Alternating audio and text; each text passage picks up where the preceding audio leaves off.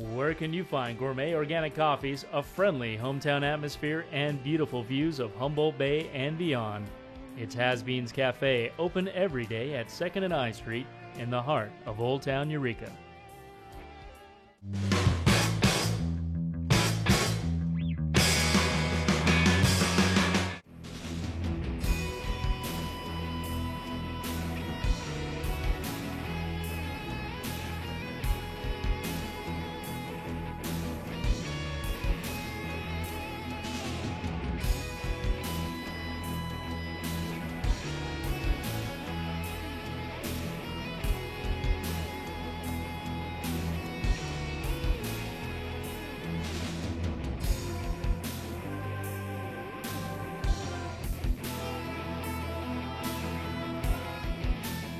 Ladies and gentlemen, thank you so much for tuning in. This is Charles Douglas of the Humboldt Sentinel here at the Access Humboldt Media Center in Eureka. This is episode 14 of Sentinel Interviews and round 2 with Richard Mostransky. Richard was the campaign manager of Ryan Sundberg in a successful bid for the Humboldt County Board of Supervisors last year, and also ran campaigns for Nancy Fleming and Richard Marks in their attempts to unseat Bonnie Neely back in 2006.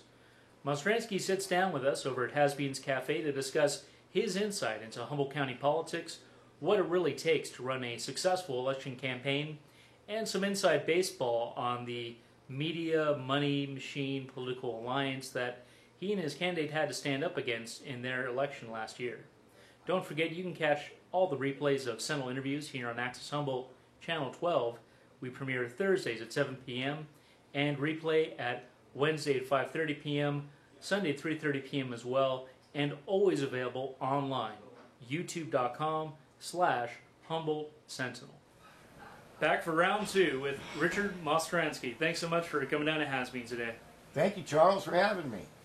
So you're with us, even though it premiered last summer on Access Humboldt. The interview we had here at Has Beans Cafe was actually in the spring of 2007. I guess you've done a few things with your life since then. Why don't you let the folks at home know about it? Oh, yes. After Nancy Fleming's campaign, I went and taught overseas for the military, political science and math, and then came back here and started working for a nonprofit, Humboldt Domestic Violence Services, as a chief financial officer, and also I do the human resource director. Love the job. I've been there, probably about 3.5 years now, and got back into running campaigns again.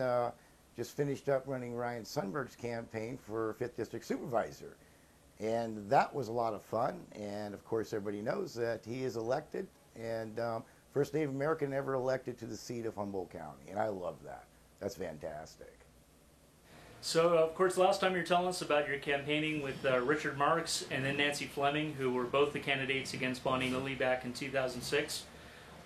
Besides winning instead of being defeated, what would you say the main differences were in those experiences? One was it was a different district. We're talking about District 5, which is a huge district out there, more suburban, more family orientated. Great candidate, Ryan Sundberg. His family is just wonderful. He's well known in that area because he's on the Trinidad Council, and just a wonderful guy. And the campaign, it was more than the 4th District because you had to reach the voters, which were, all the way down to Hoopa, Orleans, all these areas, and it was just nice to be out of the 4th District and the city of Eureka and running a different campaign. And really, that was the closest race we had in Humboldt County last year. Just less than 200 votes separating the eventual winner, Ryan Sundberg, over Patrick Cleary. Yeah, he won by 154 votes, so it was really close. I was down there on a Friday, went down to the election office, and then on Saturday, went down there, and it was funny because there's only a couple of us there, and there was a lot of races out, Gallegos and all these other things going on.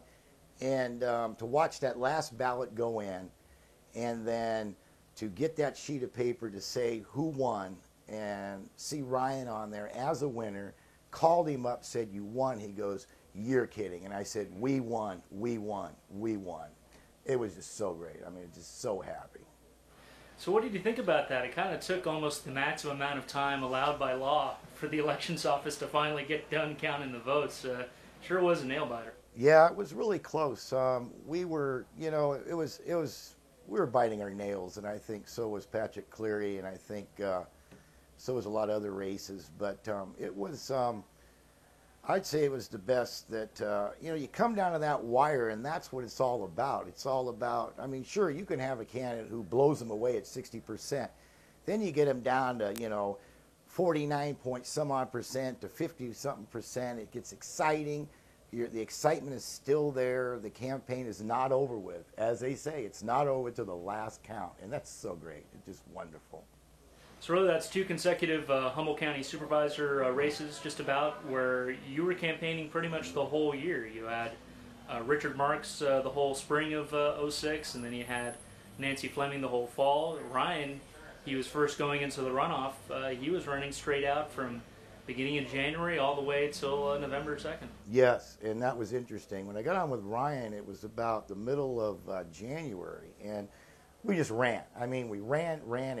I mean, we, between the fundraisers you had to do, between everything else you had to do and get Ryan's name out there and to just continuously run. I was just telling you before that when we hit June and the primary was there, me, Ryan, his wife, and his daughter were just laying on the couch, so exhausted that we looked at it and we go, oh, the primaries, the next day we're looking at it going, oh, gee, Manise, It was just so much heart, so much,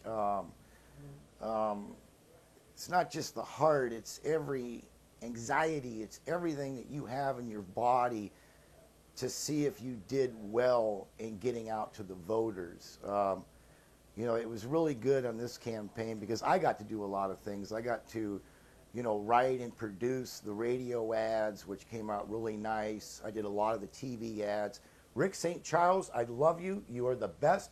There's nothing like going to somebody's house and cutting radio ads and producing TV ads. And that's what Humboldt County is. It's about artists, and we used every local artist for our campaign, and we loved it. And like I said, Rick and your wife, thank you so much for inviting me in your home, and well job done. So folks at home were working their everyday jobs, 9 to 5, or even graveyard shift, baking bread like here at Hasbeans, what have you.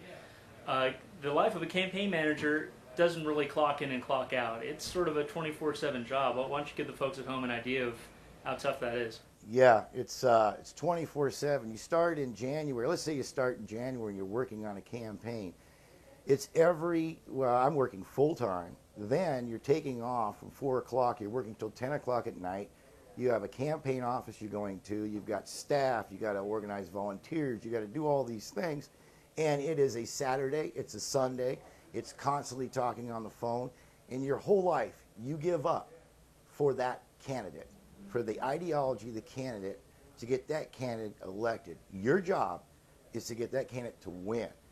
And so a whole year, hopefully you're hoping that you'll win in the June primary. You won't have to go to November. But with the other candidates that we had 3 other more candidates besides Ryan, we kind of knew we were going to go to November. We won the primary, and it was constant. So you're out there shaking thousands of people's hands. You're talking to thousands of people. You're doing all of these fundraisers, and you're doing all these type of things. You have no life. There is no life. You're a campaign manager.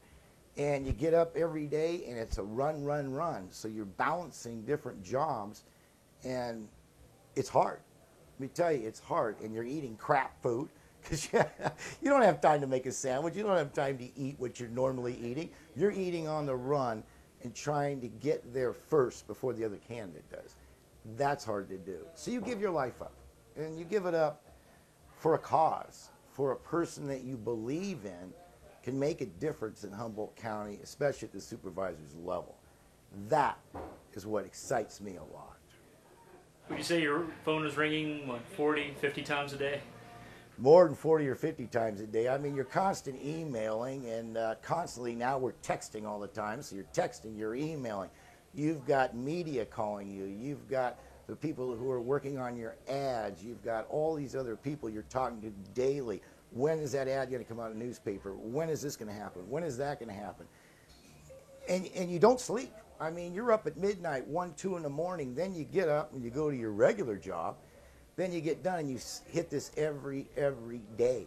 You have to have energy. If you don't have energy, you are going to fall down, and you're going to end up getting sick. And that's what happens. But to keep that energy level, and remember, you have to keep the candidate's energy level up too. Praising the candidate, you are good as a speaker. This is what's going to happen. You are going to be that supervisor. This is the main thing. I mean, I remember when we went down to Hoopah and spent, February and March down in Hoopah. We spent a lot of time, not just in Hoopah, but Willow Creek, Orleans, and so on.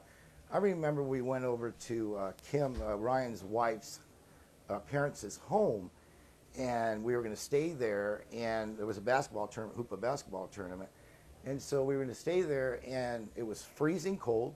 They had no heat in the house.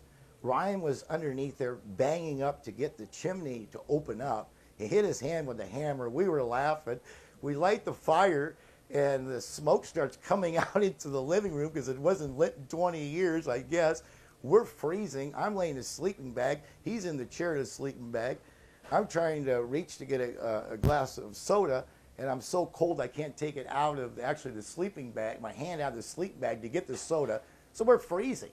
And we're sitting there, and that was our start, and that showed determination of Ryan, and it also showed, we knew it was going to be a long, long run.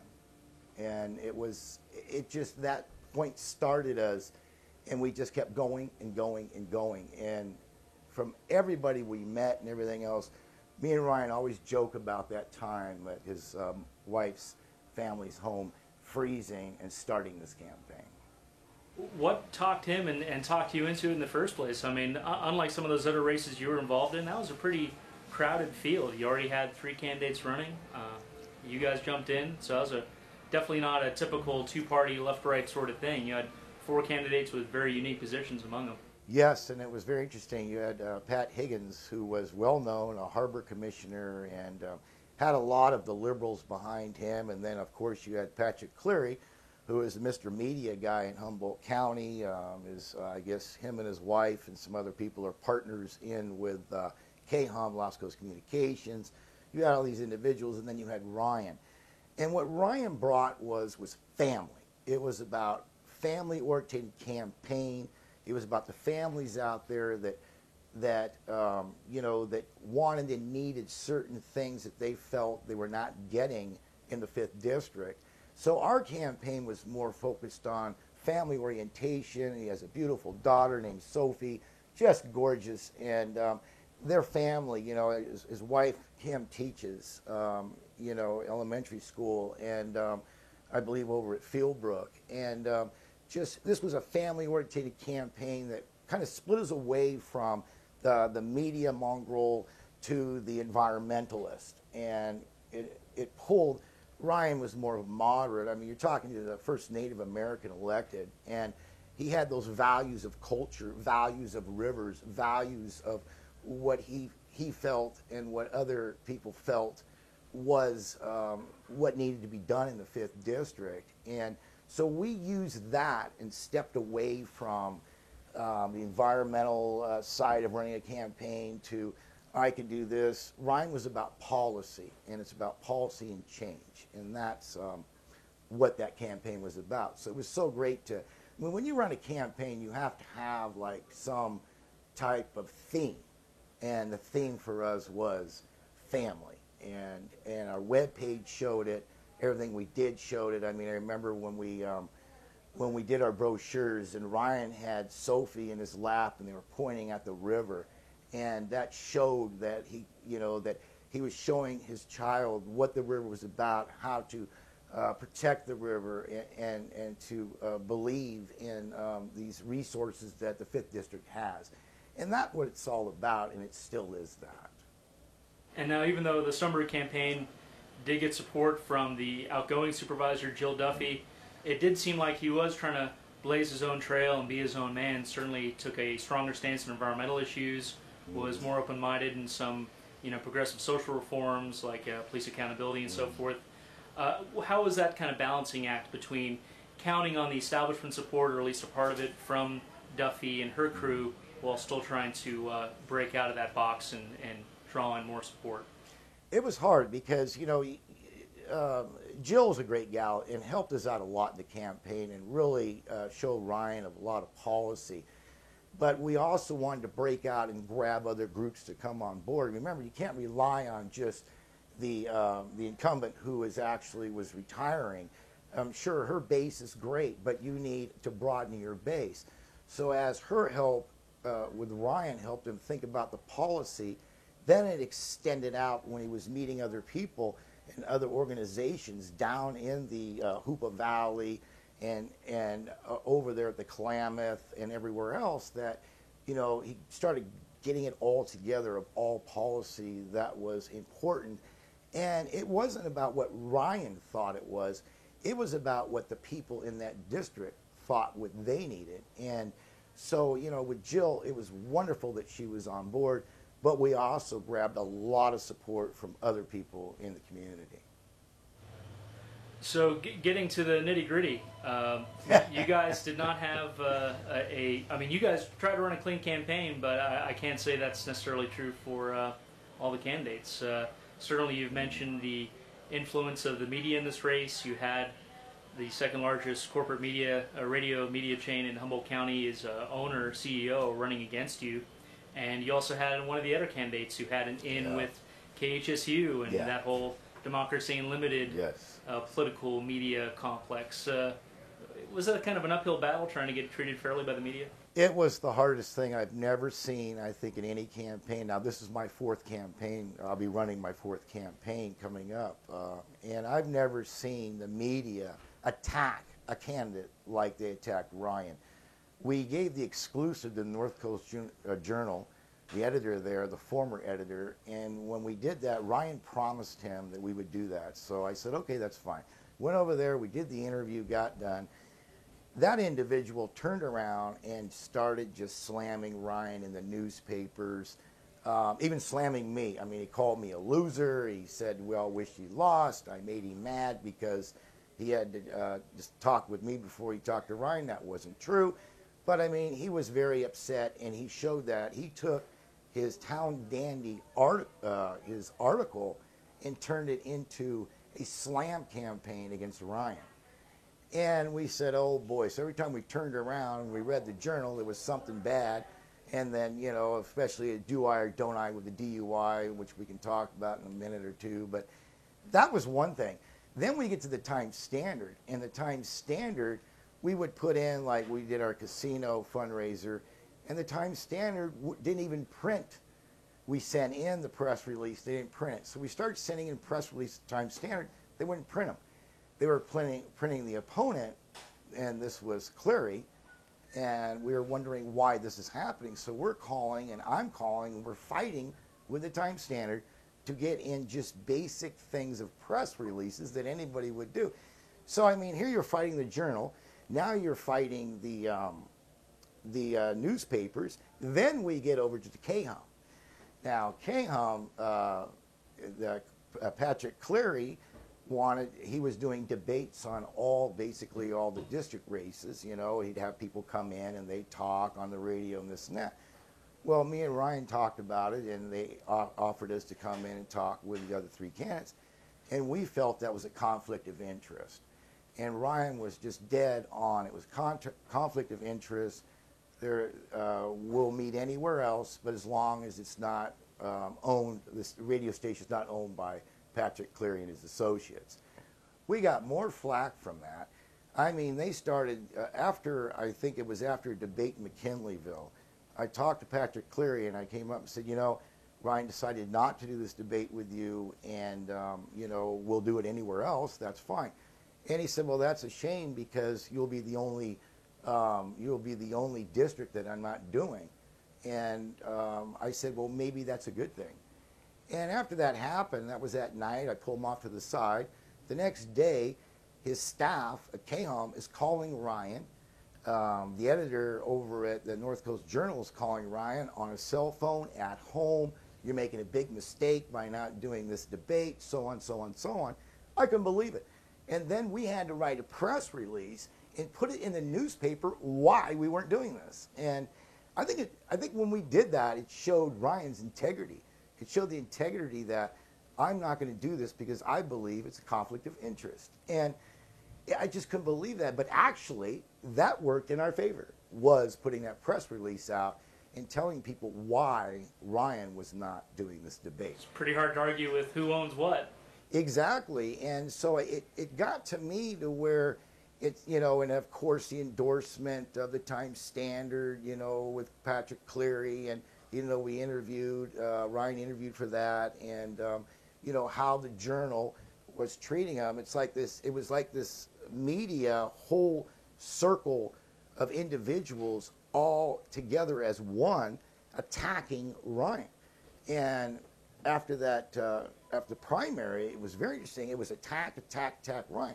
Me and Ryan kept looking at it going, why are these people attacking us? And then we figured it out. And we said, oh, okay, let's stay to our guns. And that's what we did. We kept quiet. We let them, we let them rip us in the newspapers all we wanted. I mean, I'm a campaign manager, and if you want to rip me in a newspaper, that's fine.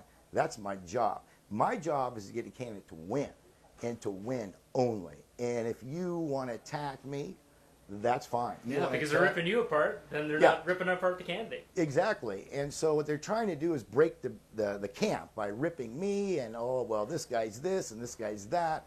And I'm looking at it going, bring it on. You can bring it on all you want, because my job is to win. And the more you rip us in the newspaper, the more we're going to come back, and it's going to end up helping us in the long run. Because then you're the underdog. We're the underdog. And, you know, it's funny that we won the primary by, I believe, over 9 or 10 percentage points, and we were the underdog. And I thought that was very interesting. You know, it's really funny is that Friday, which I was talking about, when I went down to the election campaign, and they were going to hopefully have it done that day, and then they had it on Saturday, I heard that, you know, that Patrick Cleary and his camp were toasting champagne with dignitaries at the House, saying they won. And they had it won, and that came down through the grapevine, and I was thinking about it, and I heard about that on Friday night, and when I got there on Saturday morning at like 7 o'clock, I was there, so were the election office. When he won, I just said, oh, it was so good. We were the underdog, even though we won. We won the primary. I just couldn't believe it. How can you be an underdog? You're up 10 percentage points. People are thinking, oh, well, Cleary's going to get Higgins votes because, you know, they're Democrats. Ryan was an independent anyways. He wasn't a Republican or anything else. And, you know, Cleary's going to pick up Higgins' votes. Ryan, you don't have a chance. That's all I heard from people. You're done. You don't have a chance. Cleary's going to beat you or whatever. Well, that was not the case. Didn't Higgins stand out by the fact that he didn't say anything? Exactly. And Cleary was hitting Higgins so bad for that endorsement. Ryan called him once. We called Higgins once, and that was a while after the primary to see where he was at. And Ryan met with him.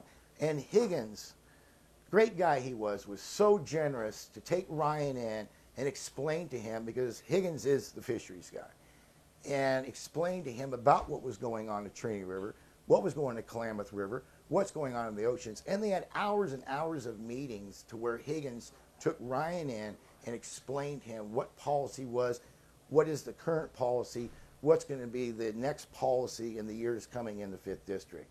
And then one of Higgins' fishery experts, I believe, also came on board with us. So we saw that happening, and I guess Higgins, I don't know, he wasn't for Cleary, and he felt Ryan could do a better job. As that started changing, we started seeing more people coming to Ryan's side who were with Cleary and probably split, and also with Higgins. And Patty Cleary. And Patty Cleary, wonderful woman. Patty Cleary just did a great job on the campaign. She really, really put out there about the environmental issues of what's going on in the community, really helped out. A lot of long meetings, and just wonderful as far as being there for Ryan. So you had Jill Duffy Geist, and you had Patty Cleary. right there. And those two individuals gave him so much information, so much support, so much caring that they knew he was going to win. And as that was going on, everybody was looking at it. And when it came down to the vote, and sure, Cleary's toasting that champagne, and he thinks he's going to win.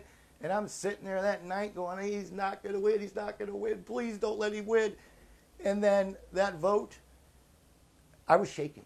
I'm still shaking right now with just the highness of going against the odds again, winning close, and putting the first Native American in the Board of Supervisors, setting a precedent. That's a great high, because now other Native Americans can come to that seat and be welcomed. And it doesn't just help out, even though the Native American is great, it also helps out other people. And you're looking at, remember, when he got elected, he was 35 years old. I think the same age as Jill Duffy Geis. She was 35 when she got elected. So here's a young guy. So you don't have to be old and gray to show a distinguished person to get elected. It's all about your being and how you're perceived by the public out there. And Ryan was perceived as this individual that could listen to both sides. This was very important. He could sit there and listen to both sides and have both of those people come to an agreement to the better good of the community. That's Ryan's gift, and he will always have that gift. Interesting how they try to pigeonhole him. Oh, he's an insurance salesman, he's got the developer money. But really, him and Higgins, getting back to that, they had really almost coterminous positions on the whole Marine Life Protection Act. Exactly. Higgins was very concerned, as was Ryan, about the native fishing rights being totally disregarded by the state. Yes. And Ryan went down to Sacramento. He did a presentation during the campaign, which nobody ever wrote about that whole issue and about the Native American rights with the Native American tribes, that he did not want to see those rights gone based on this new policy that was written. And he spent a lot of time on that, and he really, really looked at it, and it was a thing that motivated him. So Higgins and him both had the same ideology on those things. I never heard what Cleary had to say about it. I don't think he really talked about it that much, but it was interesting. Ryan, like I said, these people just got around Ryan. They loved him, and they said, hey, let's go ahead and let's teach you these things. Because, as a candidate, you're not going to know everything. You have to have help from people. You can't just go up there and go, well, I know this. You don't know that. You're going to still learn and learn and learn. And that was so great about him. It propelled him to come to these ideologies of what he felt and what the community felt needed to be done with the protection of our oceans and our rivers and so on. So it almost sounds like an object lesson in hubris. Yes. I mean, you had Hank Sims. He almost sounds like, from your description, like the media godfather. You're making a big mistake. Yes. What is that? And they've been smooching up for years and years. Remember those front page articles in the Journal, Banker's Lunch? Yes. Right before the complete financial collapse and the giant drop in public confidence in the banks for looting the country. Exactly. Yeah. We're going to look to the banks to tell us how to run Humboldt County. Right. Yeah, and and everybody has to realize it's not the banks. It's the people that run Humboldt County. It's the people in those districts. You vote for somebody in your district to sure, they're representing the whole county as a whole, but they're representing you. You need roads. You need something to do with your schools. You need something to do with your sewer and your water, your rivers. These are the people that you put in office to help your community, and that's what it's all about. And that's their first job. You elect them. If you don't like what they do, 4 years later, you throw them out and you get somebody else to actually come in and do what you want.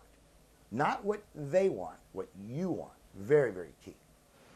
And it seems like what you said about the Times Standard, I heard complaints just the other week on Facebook from a fellow named John Ford, who works with the Bay 95 and other local radio stations. Mm-hmm. You know, he was saying, I can't get a press release about what my stations are up to save my life, but every little thing Lost Coast Communications spits out winds right up in the business section of the Times Standard. It blows me away. Well, okay, so our latest editor of the Journal, who does he work for now? He works for Lost Coast Communications. And so, after you see that, and then you see what we went through, and you see how individuals can control the media, which I always thought the media was a liberal, fair, well, they say liberal, it's liberal, but it's fair. It's a fair point of view.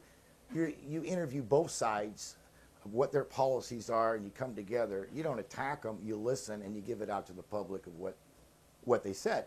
And for this here to change based off of an individual who has long reaches in the communication industry up here, it's very interesting. And, you know, a lot of people look at that. I mean, I don't think they see that now, but maybe with this interview they'll see that you know, there's a lot of bias out there. And we need to get back focused on what actually print media does and what actually radio media does, and to be bipartisan. I mean, just, you know, take both sides and give it to the public, and stay with that, I think is a key, definitely. So could this be an example in the long run, now that we've seen the most recent developments, Hank Sims getting booted from the Journal, getting hired on almost immediately for a position that didn't exist before? Yes. KHUM had no local news department. All of a sudden they've got one, and Sims is it. Yes. Almost kind of a blowback scenario where all the media going after Ryan, he wins, and now the media is sort of shifting gears. Judy over at the Journal is like, well, maybe we need someone else's editor who's a bit more middle of the road, who has more legitimate media experience. Tom Abate, who's been a reporter at the Chronicle for a long time. Right, exactly. And I think if you look back through a whole year or maybe 2 years of the Journal, they were on their own mission. I mean, if you actually looked at the Town Dandy, that article that came out every week, I mean, it slammed everybody. I mean, from the Arcleys, and some people don't like Arkley. Arkley does a great job for this community, and a lot of people don't like him, and I don't see why. And maybe that's because of the print and the media. I mean, he was getting slammed. I mean, everybody, I was getting slammed. Ryan was getting slammed. Every organization was getting slammed. It was this constant slamming based off of an individual writing their own ideology in a column, a weekly column. And people were reading it. I mean, I must have made so much money for the Journal just from him slamming me and Ryan. People were reading it. I'd go to the store and people go, wow, you got slammed in there. And I'd go, yeah. Some people would start to question me, my ethics or whatever, and this and that. And I looked at it and I go, you know, it's part of the game. And but very interesting that we were hit so hard, but we got the last laugh. And that is cool. Well, how dare you be highly animated? I guess you're supposed to be calm and sedate and go gently into the sunset, right? No, and a campaign manager, as we discussed, you know, 24/7, you're not calm. I mean, you are a vibrant individual. Your job is to get somebody to win, and you're going to do it pretty much the way that you feel you're going to do it. And, you know, you got to take the slamming. I mean, that's it. You're going to get slammed, you're going to get slammed. But I forgot what he called me. I think, wasn't it like I was too vibrant or something, or I was, you know, and people know me, I am vibrant. And I'm a very, very go-getter, but I have to be to do what I do in the political field, definitely. Now, how do you think the role of, well, independent media, for lack of a better term, maybe counterbalance what some of the commercial media is up to? I mean, to Pat Cleary's credit, he came right here to Has-Beens for back-to-back interviews because he was in the runoff. So did Ryan.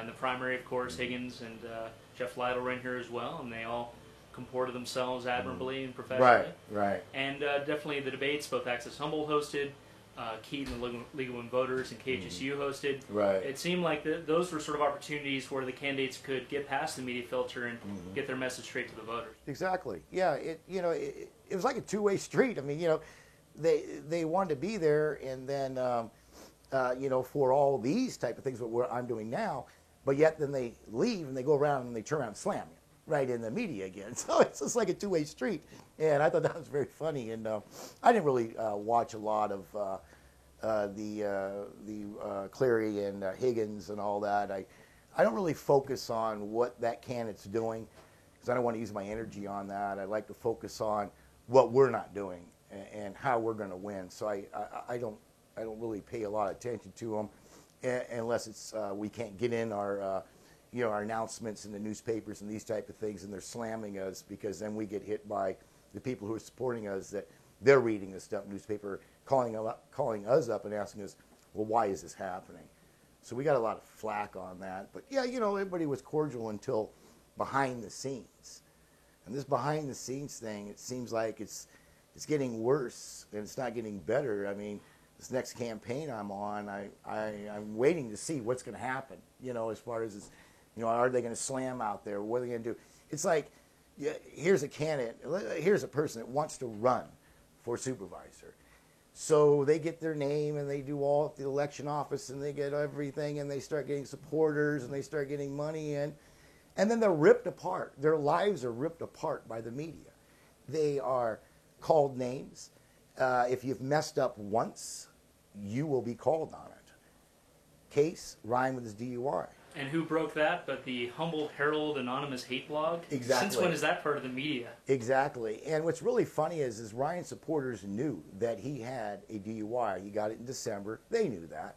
And Jill Duffy Geist, Patty Cleary, everybody on our camp knew it. All supporters knew it. But yet it comes down to the end, and I remember this because we were in the parade. Right before the primary, and the parade was in McKinleyville, and I was driving a nice red Mustang convertible, and I had Ryan's wife Kim and Sophie and Ryan sitting in the back. We get a phone call, and it's from the Times Standard, and they want to do an interview. So we pull into the parking lot in McKinleyville at Ray's, and Donna Tams gets out and says, "Oh, this came out. Somebody dropped it on our doorstep." Okay, and we have to respond to this. And so Ryan did the interview and said everybody knew it and did all those things. And she goes, "Well, it's not really going to be that big a news. We'll probably put it in the 6th or 7th page of the Times Standard." It came out 2 days before the election, and it was actually on the 2nd page. And it was a huge article. And did we lose votes at the primary? Yes, we did. We lost a lot of people that came in to vote that were not the mail-in ballots. These people were voting at the polls. They walked in, and they read that, and I believe it came out on the worst day was a Sunday. I believe that article came out on Sunday. Seems like everybody in this town reads the Sunday Times Standard. So that came out, and the election was Tuesday. And, I mean, we just all looked at each other, and we were so exhausted, and, that hit, and we go, well, with what it is what it is. There's nothing you can do about that. You just have to move forward and go from there. And we lost some votes, but we won the primary. And so that shows to people that even though you have a DUI and you're running for the supervisor position, you can win. You can win. I think people look at who you are as a whole and not what mistakes you've made. Everybody, we're human. We make mistakes. And that one was a mistake. Ryan learned from it. We all learned. We moved on, and he got elected. And that was probably one of the hardest races that I've ran with having, we call the smoking gun in the closet. In D.C. parlance, we'd call it the October surprise. Exactly. And this was what the June surprise. So it was funny. Yeah. So we, and I knew it going in when I started in January that he had it. And I said, okay, so now I'm looking at catching up already. And, you're putting out the fires before you even start. We got on so good of a roll and momentum that when that hit, it didn't faze us that much. Of course, it went to the public and said, hey, this person is flawed, human being, made a mistake. But that was about it. What people saw in Ryan was integrity. I think when the sheriff, the last ad I wrote before the November election, it was a great ad. And here's a sheriff that is retiring. And he comes over to Rick St. Charles's house, and we write a radio ad I wrote, and I had him read it. And he says on there, you will feel safe with Ryan Sundberg as your supervisor. That hit mountains. And we played that and played that and played that. And people believed it. And not just believing it, it's true. It is true to this day, and it'll be true for as long as Ryan is as the supervisor of 5th District.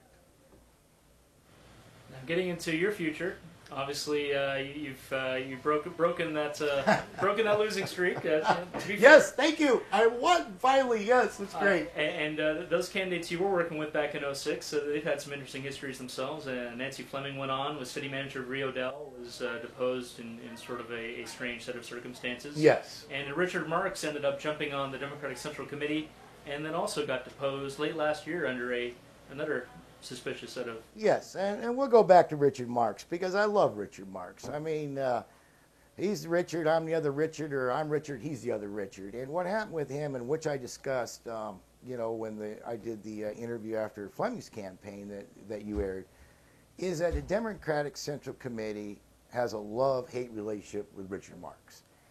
So they go ahead, and because Richard Marks is, political, and he's in a few campaigns, they didn't like what he was doing. And so they told him again. This time they go, guess what, Richard? We're going to throw you out again.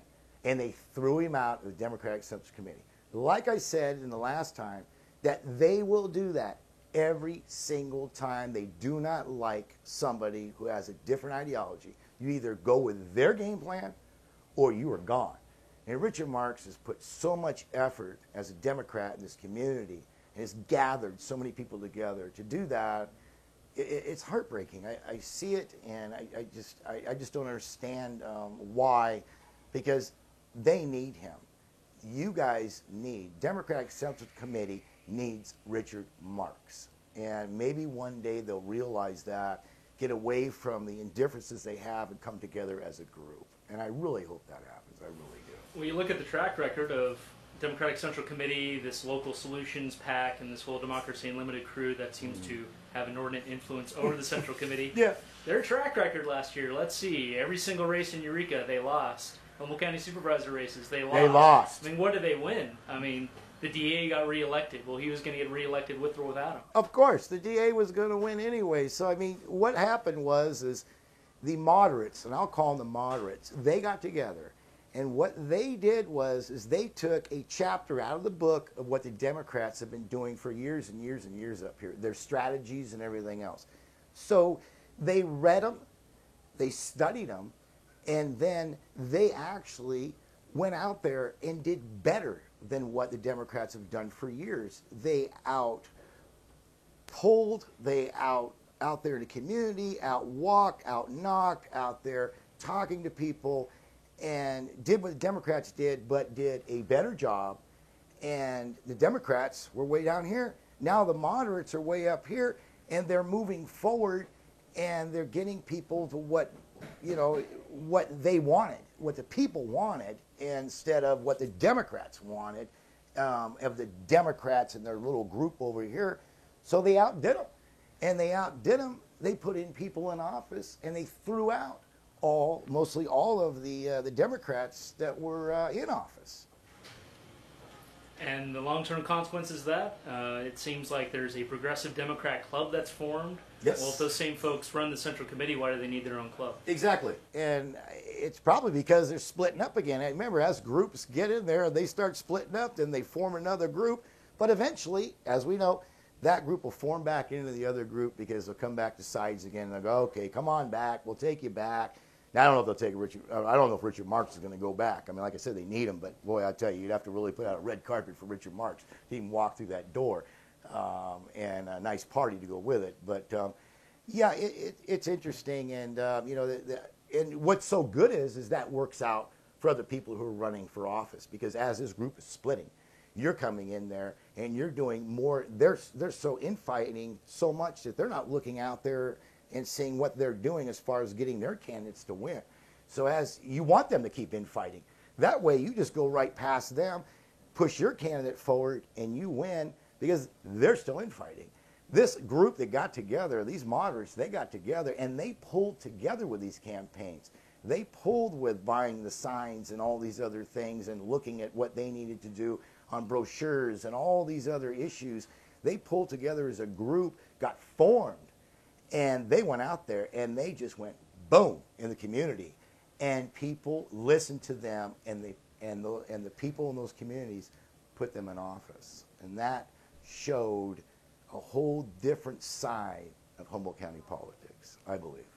So while the Democratic Central Committee is too busy infighting, the Green Party is too busy completely collapsing. They can't even get anybody elected in Arcata. Exactly. The Republicans, all of a sudden, they've got some Liberty Caucus, Ron Paul types starting to get on their Central Committee, and it almost looks like they might actually get their act together for next time. We were talking about that earlier. They even are, I think, starting a webpage. I read that they're getting their webpage up, Republican Central Committee. They're getting their webpage up. They're starting getting active, involved. And you're right. I think the Democrats are going backwards now. Before, we discussed years ago, it was the Democrats were all here, and they were the people in the community, and everybody that they endorsed, they won. Now they're sliding backwards. The Republicans are moving forward. Maybe Libertarians will start moving forward too. Now you have a whole different political system than it was before. Now you have other groups that can put people in office and get motivated and to push the policy of what the individuals in the community want. And it's great for Humboldt politics. It's not the same political scene anymore, people. This is different. This is a wide open field, and that is politics. And I love it. It's just wonderful. We've even got the local Tea Party. They didn't do too much endorsing of candidates, but they had that whole candidate questionnaire and solicited responses from most of the candidates, got those responses out there. I met a local Tea Party person whose husband is the sheriff of Delaware County. They've got over 100-strong group up there in Crescent City. So it seems like even that whole libertarian, Ron Paul movement is starting to seep into local. Yes, it is. And the only thing is, I'd have to say with the Tea Party, to shorten down your questions. I don't know if you saw it, but it was like 4 pages of questions. And it's like candidate. You see, the candidate has to fill it out. So Ryan was filling it out, and he goes, "My goodness, this is so long." I said, "Yeah, let's get it in. Let's get it filled out." But yeah, they. That's what I said. All these groups are coming forward in Humboldt County. It's not the same way it was years ago, and it's so exciting, and to be into politics now is exciting, and I encourage people to get involved in your communities, to join boards, to if you want to run for office, and you have an opportunity to make the change that you feel and what your community feels needs to be done. Now you can do this. Before it was the back room, you're in the back room smoking cigars, and these people were picking people who they wanted to run, and then they got behind them and they got them in there, and then they won. But that's not happening anymore, and that's so great about American politics, is the change in the groups and how some get more powerful, some get weaker, some win, and then it'll change. It's a rotation. What do we call it? A cycle. It's a continuous rotation of power. And the more that group gets powerful, the other one will get less powerful, and then that group that's powerful will get less powerful, and that group will get powerful. And it's great because you could have 12 or 13 different groups and association organizations, and to get all that together, that's good for the community because you have more people involved. You have more people that can run for city council, mayors, and supervisors, and you get people now feel that they can do something. They can be a part of their community, and that's great. That's really nice. So, well, look into the future. I understand you've already got a county race lined up in 2012. Yes, this would be the first district, and this is Jimmy Smith is the incumbent in this district. Her name is Annette de Modena. And Annette is a great woman, a school teacher, 28 years, I think 24, 26 in the area, taught over at Zane. She is on the grand jury board. She's on the zoo board. She's fired up. She says it's her calling. And she is so committed to the community. I mean, look what she's done. I mean, she's a school teacher committed to the community. She is on the grand jury, making sure that Humboldt County citizens are protected from all various policies that are passed by the supervisors, the city councils, to whatever, to ensure that the public is secure. That, to me, to do that, and and then be on the zoo board and teach, the children, is so much community commitment, and I think she's going to do very, very well. We've started very early. Started with her, let's say, right at the middle of November, right after Ryan's campaign. So we're going right now. She is, we're just getting some brochures done, and we've got business cards and, some envelopes for contributions. And we'll probably have an office by July, and this is the earliest I've ran. But, when you're running against a candidate such as Jimmy Smith, you've got to be out there. I think the last time, Jimmy won by 60%. And we were discussing now, and I thought it was only 8 years. We're saying this will be his 12th year in. So an incumbent, you really have to work hard. And Annette will be there. And she has some great ideas. She's listening to all sides, from the environmentalists to the business owners to your average person on the street. And I feel that she will win this coming up. Now, the election's not, the primary is not till June 2012. So we have quite a long time to go, but I'm very confident that we will be very successful, and that Annette will be the next supervisor for 1st District. It almost seems like presidential politics, the campaign season's starting to telescope out, where you got to run over a year in advance just to even have a chance. And I think last time I said I'd run in October to start a campaign, and now I've started, a year and a half in advance. And it's about getting your name out there and these type of things, and it's about who you're running against too. Incumbents are hard to beat, as we know. Incumbents win usually about 90% of the time, and but it's also about a candidate. I mean, I sat there and said to her, it's early right now. She says, let's roll now. I said, okay, you want to roll now? She goes, let's roll now. I said, that's fine. So we're rolling right now on a part-time basis. And then in August, I'm on full-time. So, of course, I have my full-time job I work at. I'm also the president of Humboldt Film Commission Board. So I also do that and film in Humboldt, and which is great. And then running her campaign. So if it ended up going all the way to the November election, that would be 14 months. 24/7 on another campaign. And as we said earlier, there is no life, and I love it. I mean, it's a high. There is no drug in this world that can match what I do, and it's so great. And to have Annette as this just beautiful woman, and to really care about the community and what she's done for this community. I am so proud of her right now, and I'll be really, really proud when she is seated as the next 1st District Supervisor. So you mentioned Film Humboldt. I understand you got a new film commissioner on board, and you have an event coming up at Access Humboldt. Yes, we are.